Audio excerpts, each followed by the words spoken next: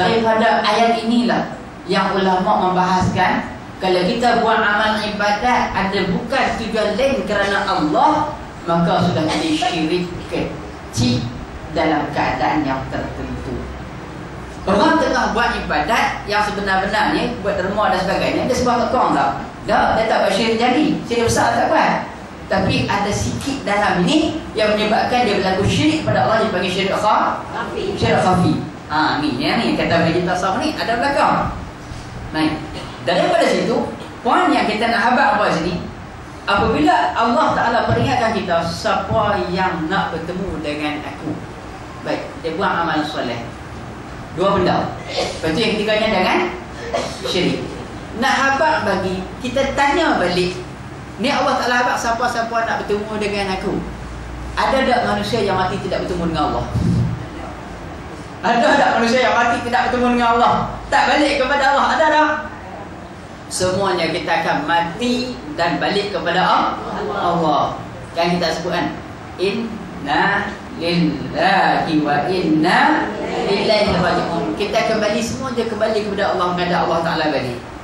Cumanya bentuk kita menghadap kepada Allah itu dalam berbagai-bagai bentuk dan keadaan berdasarkan pada amalan kita. Tapi Allah Ta'ala sebut sini, faman kana ya'lamu, siapa yang dia tu nak bertemu dengan Allah. Semua pasti bertemu dengan Allah, cuma nak tengok wajah Allah tu di akhirat esok. Bila kita nak jumpa, nak apa? Nak minta sesuatu kepada Allah di padang mahsyar. Ya, Allah Ta'ala kata ambil jumpa Nabi ni. Ambil jumpa Nabi ni. Ni Nabi hang. Ya. Baik, ceritanya berjumpa Allah sudah pasti, tapi tempat kita bahagia atau celaka kita tak pasti. Kembali kepada Allah tempat yang utama. Tidak ada ragu-ragu dan syak-syak lagi padanya. Nah, masing-masing kita akan rasa. Tu yang saya bagi. Suka saya tengok kepada huraian yang macam ni. Kerana apa? Kerana huraian yang macam ni, sesuatu Allah Ta'ala cerita macam dia tanya umum siapa yang nak jumpa, tapi sebenarnya semua mesti jumpa Allah. Bermakna kalau semua mesti jumpa, takkan kita nak dekat lagi. Takkan kita nak duduk dalam kelalaian yang amat sangat. Kan? Umur kita berjalan. Baik. Katakanlah timbang pagi tadi, mari pagi tadi kita 56 kilo. Kemarin 56 kilo. Maintain sungguh dekat. Pandai jaga berat badan, tak tambah-tambah. Tapi yang akan tambah apa? Usia kita bertambah. Tidak ada satu saat pun kita akan berpatah balik pada muda. Tidak akan berlaku berpatah satu saat balik kepadamu muda. Orang kata, tak makan tua, memang aku makan nasi ya. Kita tengok kan, kalau saya muka macam 25 apa, apa tahu dia dekat-dekat sampai 52, 9 tahun lagi sampai 52. Sudah lagi. Allahu Akbar. Boleh apa lagi tu? Tak apalah. Orang kata sebut. Dia kata saya bila orang kata dah masuk zon 40 ke atas ni, berasa macam tua dengar dah. Berkawan dengan orang tua, bercakap dengan cara orang tua. Kalau cakap budak-budak, tak boleh birah, tak boleh berasa macam kita punya orang kata akan tinggi lembang. Cuma ni nak masuk join dengan budak muda ni, jangan fikir macam mana aku nak dekat dengan mereka ni. Tu dia. Pasal bila bisa cakap dengan dewasa hak yang magic matang-matang ni, kita bekeh sikit-sikit pada faham tak? Budak-budak dia jenis belum-belum cerita sikit-sikit dah apa nak faham lagi. Payah. Baik. Tak apalah, kita terus lagi. Okey. Sebab-sebab yang merosakkan amal. Di antara sebab-sebab yang merosakkan amal seseorang itu ialah perasaan kejiranan dan perkauman. Keheranan. Kita saya salah kitab. Tak apa, saya baca balik. Kalau salah kita berbetul sama-sama. Nasib baik jawapan. Yang tu untuk baca saya mak. Saya ulang balik lah. Di antara sebab-sebab yang merosakkan seseorang itu ialah perasaan kejiranan. Dia tulis saya baca kitab ni dulu. Saya kita betul balik. Perasaan kejiranan dan kekauman. Mana salah type lah ni. Terima kasih itulah abang. Kalau tidak pening kepala saya. Macam mana perasaan kegeranan ni? Nak kait tak sampai. Tak boleh sampai. Okey, saya tulis sini. Kehairanan, no? Oh, okey. Kekaguman. Ni jenis anak murid orang berdua ni, apa tulis tak ubah-ubah dah. Maknanya tengoklah. Saya kata ustaz pakai cermin teropong ni. Okey, dia tulis KEGIRANN kegeranan. Tak apalah, ya, kita betulkan balik. Ialah perasaan kehairanan dan kekaguman dengan amalnya. Okey, satu. Dan perasaan kesombongannya dengan melakukannya. Perasaan itu merosakkan serta memusnahkan keikhlasan amal bagaimanapun elok dan sempurna pada zahirnya. Nah, abang bagi kita hak kita buat amal ni rupanya dia ada virus dalam. Faham tak virus? Kalau bahasa kesehatannya ada bakteria, ada kuman dalam amalan kita, duduk dalam badan kita. Kadang-kadang badan kita berasa daripada sakit, tapi ada virus kuman yang merosakkan amalan duduk ke hati kita tu. Jadi mula-mula benda apa yang nak rosaknya apa? Ada perasaan kehairanan dan kekaguman. Dalam istilah tasawuf dia bagi apa ni? Dia bagi ujub. Allah ujub. Lepas ngaji tu kita sangka boleh baca sedap. Lemah ya. Tambah dia isytihar jadi Johan. Lemah tu pun. MC. Tak sangka boleh baca sedap. Kau ni orang boleh tu, orang ni tadi contoh aku. Ni Malaya tu dapat Johan. Perak. Jangan tak perasaan dengan lah. Dan kekaguman. Pasal apa dia tak meletak dulu. Lepas tu alhamdulillah Allah Taala bagi aku baca dengan elok. Pasal apa tak mai hak tu? Kalau mai hak tu selamat. Masalah dia pindah dulu. Bagi kita yang siapa-siapa yang selalu ingat Allah, ingat apa itu sifat Allah, ingat apa kelebihan limpah kurnia Allah pada kita, dan aku ni benda-benda yang aku dapat ni semuanya Allah Taala bagi sat terpinjam. Benda tu boleh tak Allah Taala tarik balik? Sebab tu jangan nak rasa plat-plat sangat lah. Contohnya dalam kampung ni aku seorang yang boleh kau ni. Kan? Orang dia berkata tak boleh. Apa-apa tengok, apa tak cakap, apa-apa isu dia main cara aku lah. Contohnya masa saya duduk di sekolah, berlakunya kami sesi petang setiap pagi. Baik, bila program besar-besar, baca doa mesti cara yang marah ni. Sampailah saya marah daripada masyarakat. Tak ada kali kata baca doa. Tu dia. Bila habaq kata tak ada kali baca doa, kau tak terkejut. Saya cakap tu. Bagilah pelangkan kau lain baca doa. Lama-lama bila saya cakap gitu, mereka merasa, mereka tukar saya ambil bahagian dia, tak kena baca doa. Tak kenapa? Saya kena angkat kursi. Bawah sedih. Orang bagi baca doa, hang garang sikit semuka, hang baca 3 minit, 5 minit, selesai tugas hang. Orang lain mula majlis susah kursi, habis majlis angkat kursi. Kena tu tak bunyi dah. Tak bunyi dah, ada kau. Orang bagi saja senang, dah pun cerewet. Kan? Dah rasa besar. Orang kali tak boleh berjalan. Ramai lagi orang ada pilih saja nak bagi peluang hang kan. Tu je. Ni dok masuk dalam habaq bagi orang lain lah pula baca doa kerja-kerja sikit saya aja. Bagi hal lain baru tahu.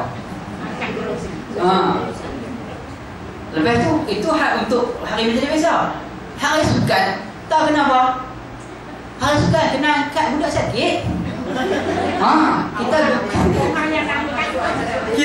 Kita guru PBSM, alat kursi semua ada kat kita. Kan? Ni pasal hasil cerewet banyak lah ni.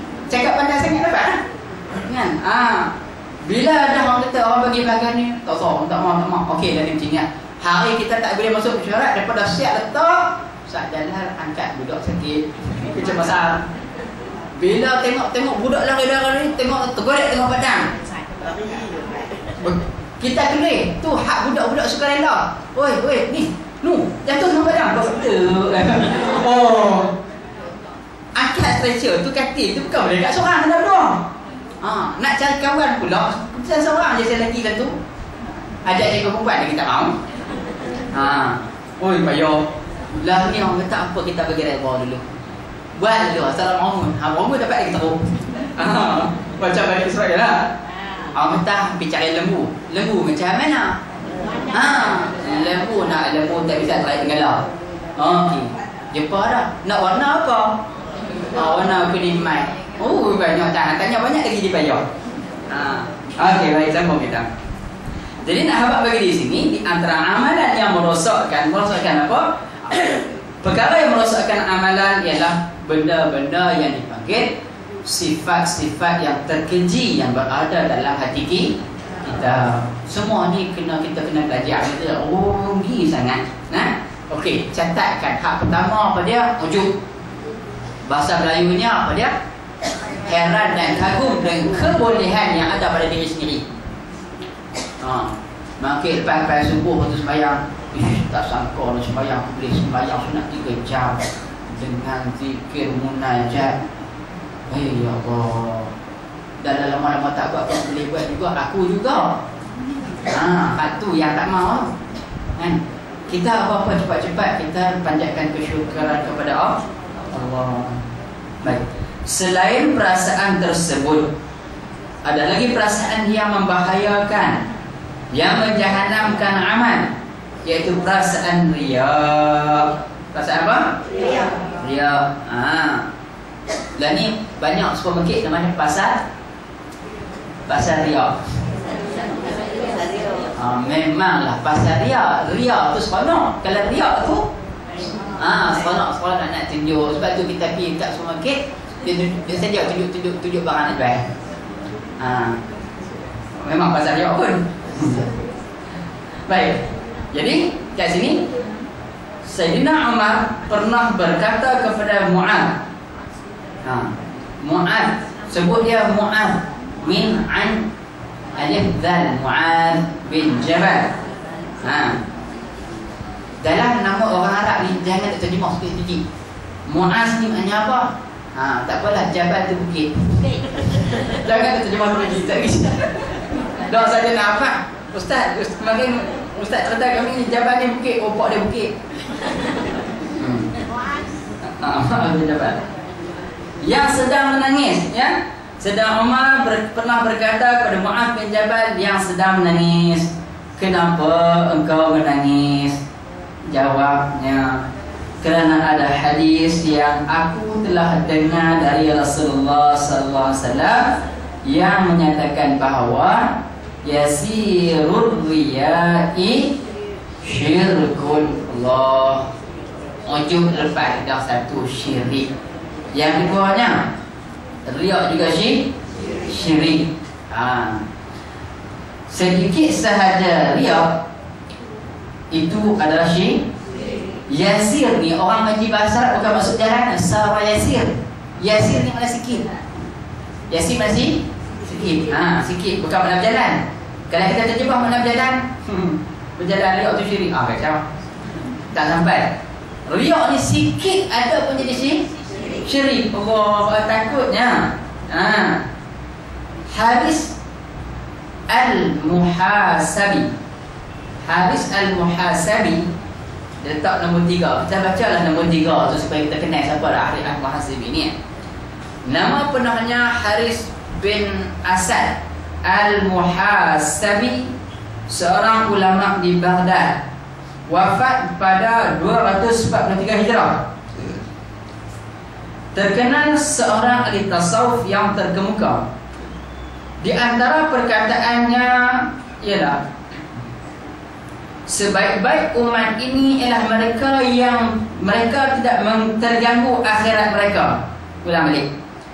Sebaik-baik umat ini ialah mereka tidak terganggu akhirat mereka dari dunia mereka, dan tidak pula terganggu dunia mereka daripada akhirat mereka. Subhanallah. Faham ke tak? Faham?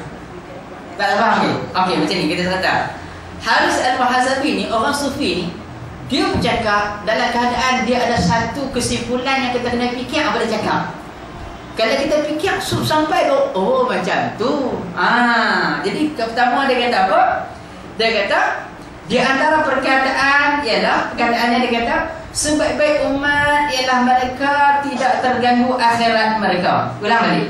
Sebaik-baik umat ini ialah mereka tidak terganggu akhirat mereka dari dunia mereka. Lah ni kalau kita nak buat apa-apa ibadat kepada Allah, apa-apa ketaatan kepada Allah, kebajikan amalan soleh kepada Allah, hak yang kita buat tu jangan bagi ada sangkut pun dengan kerosakan dunia. Nafsu dunia jangan ada.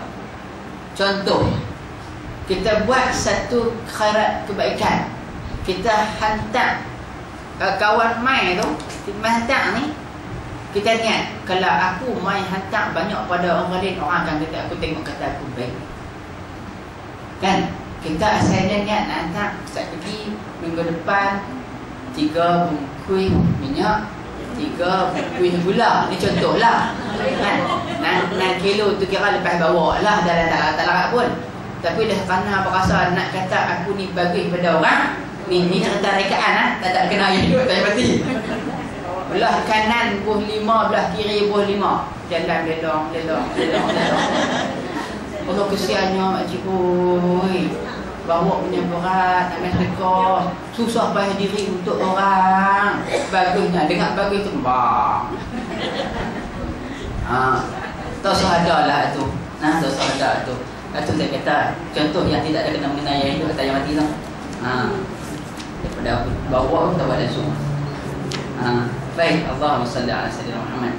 Jadi apabila dia kata macam tu, maka kita kena ingat, biarlah kebaikan akhirat, kebajikan akhirat, pahala akhirat yang kita buat sikit pun tak terjejah di sisi Allah dengan sebab segala nafsu amalan dunia, kotak dunia ni.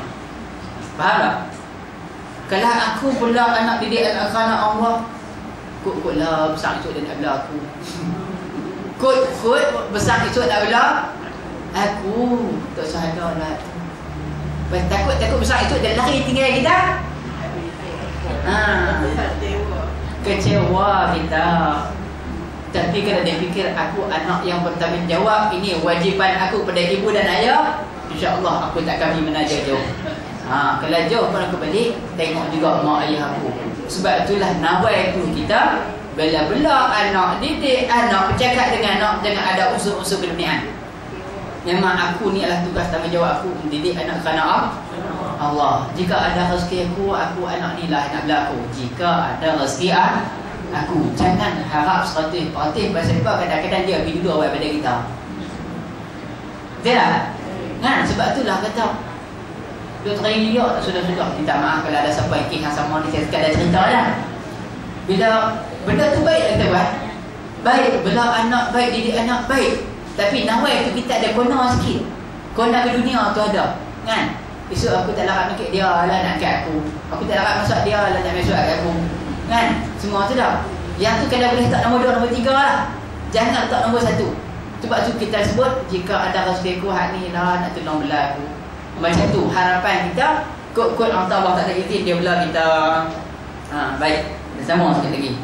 Tadi dia kata apa? Jangan terganggu akhirat kita dengan dunia kita. Dan manakala tidak pula terganggu dunia mereka daripada akhirat mereka. Jangan sampai. Maksud apa ni? Contoh, kita ni oleh kerana rindu sangat kepada Allah, saya nak berkorban malam. Satu malam kita makan 3 jam.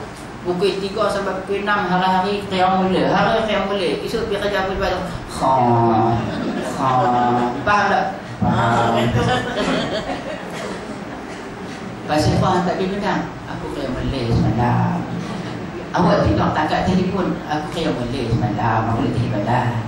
Nampak tak? Dunia punya hak wajib bagi, wajib buat, jangan ganggu. Sebab itulah dia disebut kesederhanaan dalam Islam. Nabi puasa tapi Nabi selang. Pasal Nabi tahu umat dia tak mampu nak puasa tiap-tiap hari sepanjang tahun. Nabi bangun qiyamul lail pasal dia Nabi. Tapi nak cerita bagi, bila Nabi bangun sembahyang lama mana kita tak ada nak ukur. Mungkin ada malam dia bangun pendek, ada malam bangun panjang. Tapi bangun sembahyang tahajud tetap Nabi bangun. Kita pula nak ikut retak Nabi, kekuatan Nabi tak boleh. Contohlah, kita maaf nak cerita. Kalau saya seorang-seorang bertalak bulan, Nabi berapa? Allah tak bagi 9 isteri. Dengan keadaan untuk membantu mereka yang kesusahan. Ada ummahat bukan mukminin pula tambah 2 lagi. Ada yang kata 12, ada yang kata 11 semuanya. Kan? Yang tu yang depa orang tadi kata apa? Nabi Muhammad nikah banyak sebab power dia kuat. Bukan power kuat. Sebagai membantu. Okey, baik. Memang Nabi ada kekuatan dalaman tersendiri yang Allah Taala anugerahkan. Ya. Baik. Jadi nak contoh bagi, bila kita buat akhirat, jangan ganggu akhirat kita dengan dunia kita. Bila kita buat dunia, jangan ganggu dunia kita dengan sebab akhirat. Baru kita berjalan tu elok, cantik. Nabi buat kerja apa pun tak sangkut. Sahabat-sahabat ahli sufi, waktu dia kerja, waktu dia zikir sungguh-sungguh, cuci sungguh-sungguh, waktu dia kerja sungguh-sungguh. Sebab dia menghargai waktu yang Allah Ta'ala bagi. Kadang-kadang kita buat tak apa, aku sama esok dah ni. Kan? Untuk kerja dunia kita ni. Yang tak apa, esok sama lagi. Bukan di mana pun. Buat tak tahu mana sembahyang. Nak buat duha 8. Elah habis 2 rakaat duha. Esok pula lah tambah 6 ni. Esok tambah 6 lagi. Dan dia main Cik Ma tu. Cik Ma tu dia main. Bila main hat tu, Cik Gan pun main juga. Belum main Cik Ma, bagi main Cik Gan. Tu kita senang cakap dengan orang dewasa ni. Kan? Tu pakai kena belakang, pakai ada belakang cuma sikit banyak kan. Kan? Dia kadang-kadang ada kawan saya kata, dia kata apa, kalau boleh dia kata, orang alim dulu dia percaya, dia bercakap, dia buat macam mana dia ajar. Dia duduk di kawasan pondok, dia ngajak di pondok, amalan dia macam mana dia ajar, macam tu dia buat. Sebab tu kita bila tengok macam tu amalan Nabi apa dia ajar, macam tu dia buat. Masyarakat hidup betul macam mana dia habang. Kan? Ada setengah orang dia habang, kamu janganlah merokok, kerana merokok membahayakan kesihatan. Pipi ada gagal, pui. Itu bukan kesihatan. Tapi bukan pada bahu lah. Ada tempat lain lah. Nak abang bagi, nak cerita bagi, buat tak sebuah bikin. Tidak ada kesan kepada hati manusia untuk beramal. Yang ni pun kita bimbang tengok. Dia rumah tu tahu tak, kadang-kadang kan, manusia ni baru nak mula buat perubahan. Macam nak perubahan? Daripada tak sembahyang pada Isyak, dia sembahyang pada Isyak pula. Lepas tu teringat, dia kata, ustaz kata, ajaklah orang rumah sekali buat pada Isyak. Ni dia suruh orang buat puan ni, siapa nak hidang nasi? Siapa nak hidang lauk? Siapa nak banyak nasi? Tak dah, ajak tu ajak juga. Sat lagi lepas hidang, pergilah sebab mayang. Waktu buat dia Isyak panjang lebih pendek? Banyak. Hak yang nak buat pula, abang sabar, Ustaz, kita makan sama-sama, kita sembahyang lah. Cakap lah betul. Tak pergi orang dia. Hak tu nak, hak ni nak. Bila orang nak buat? Jangan bunyi gitu lah. Itu dialog yang tidak dalam buku. Tak biasa apa betul. Saja mereka. Biasa jadi pengarah drama kan. Okey, sama. Jadi kita patah balik tadi, pengajaran dia, akhirat yang kita buat jangan ada berkait dengan buruk dunia, kotor dunia. Bila kita buat dunia, jangan burukkan dunia dengan akhirat yang kita buat. Itu maksud dia. Baik. Berkata bahawa ikhlas itu ialah engkau maksudkan taat kepada Allah dan engkau tidak memerlukan kepada yang lainnya. Okey, baik. Dia kata apa ni? Ni yang dikatakan ikhlas. Dia huraikan ikhlas. Dia kata kalau kamu ikhlas, kamu taat kepada Allah dengan sebenar-benar kerana Allah, bulat kepada Allah, dan bukan kepada yang lain. Bila kita buat tu benda tak nak terkait dengan yang lain. Memang aku buat special untuk Allah Subhanahu Wa Taala. Itu ikhlas. Baik, sambung lagi kita lagi. Riya itu katanya ada dua macam. Pertama, engkau maksudkan taat kepada manusia, dan kedua, engkau maksudkannya kepada manusia dan kepada Allah. Baik, contoh dalam perangai orang kata sebahagian daripada manusia.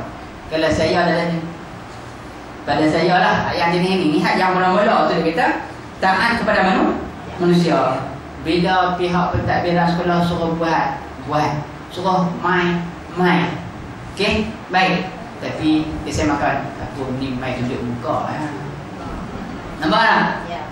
Aku main tunjuk muka, itu untuk manusia. Sedangkan kalau minta main nak tolong orang kerja kebajikan pun, kalau boleh jangan ada macam tu.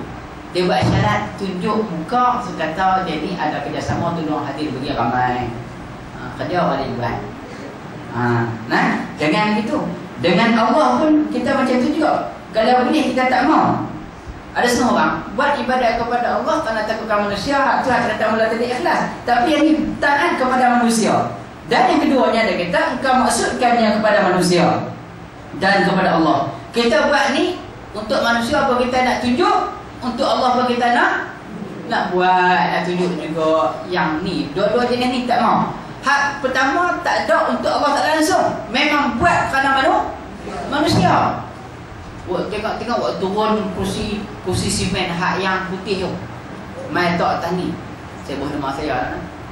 Sumbangan ikhlas daripada Ustaz Jalal bin Salim. Tulis kat bangku. Nak buat tulis kat bangku. Mai seorang tengok bagusnya Ustaz Jalal. Mai orang tengok bagusnya Ustaz Jalal.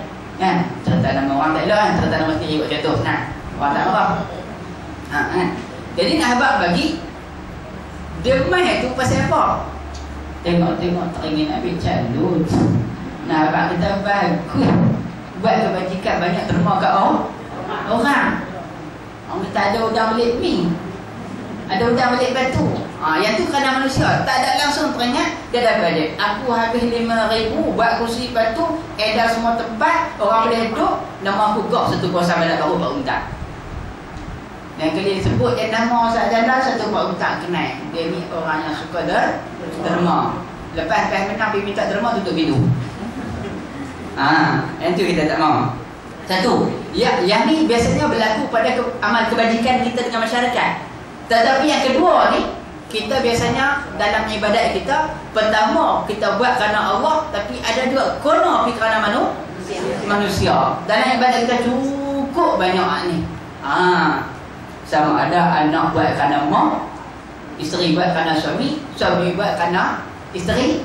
Ya, buat kerana mak mentua, buat kerana pak mentua.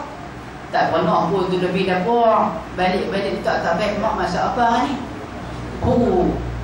Mak ada tengok. Tak apalah. Saja nak masak ikan kering sikit, nak kasar. Kan? Tak apa, mak pergi rehat lah biar saya buat. Sebelum tu ni tak nak buat pun. Mak ada fikir dia ni. Ada apa ni nak boleh aku ni. Itu hak yang kalau kata hak yang pasal kau buruk. Saya kata alhamdulillah menantu aku ni berubah banyaklah. Bahagialah anakku. Contohnya gitu. Baik. Jadi pertamanya semata-mata kerana manusia, yang keduanya kerana Allah. Untuk ikhlas tak mau kongsi langsung dengan Allah. Allah solid padat hanya untuk Allah, untuk manusia tak ada langsung. Kau nak terintah hamai terintah hamai pun kikir cepat-cepat. Astagfirullah, ada cukup hamai kacau aku. Itu dia. Baik. Terus lagi. Abu Al-Laith Al-Samarqandi, seorang ulama fiqh dan tasawuf